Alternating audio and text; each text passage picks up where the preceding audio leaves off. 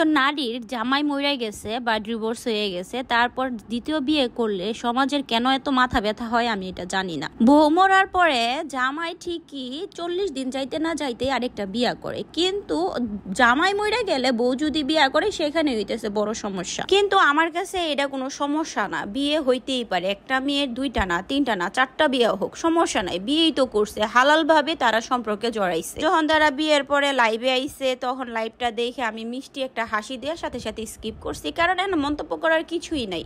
সবারই তো রং তামসা আল্লাহ থাকে ভাই। মহিলাটার জামাই মইরা গেছে কি সারা জীবন কানতে কানতে যাইবো তা না, মুভ অন করছে, ঠিক আছে, এটা ভালো। কিন্তু এই সুমা দেওয়ার লাগবো কে? জামাই বউরে সুমা দিছে, এটা একদম নর্মাল স্বাভাবিক। সবাই জামাই সবাই বউরে সুমা দেয়, বউ জামাই রে সুমা দেয়, এটা একবার নর্মাল একটা বিষয়। কিন্তু সুমা দিছস অমুক জায়গায় সুমা দিয়া ছবিটা কেন দেওয়ার লাগবে? এরকম শো অফ করার কি দরকার আছে? আমার সমস্যা হইতেছে এখানে। এর লিগাই আমি এ বিষয়ে এখন একটু কথা কইলাম। আমার কাছে মোটেও এই জিনিসটা ভাল লাগে না। বিয়ে করছে সাধারণ মানুষ, বিয়ে করে ওইভাবেই থাক, সংসার কর। সংসারটা কিভাবে ভালো করে সাজান যায়, সুন্দরকরণ যায়, সেইভাবে চিন্তা ভাবনা কর। এইসব সুমাচারটি না কইরা ফেসবুকে এটা ছবি না দিয়ে এমনিই থাক, তখন মধ্যেই পার্সোনাল জিনিসগুলা রাখ।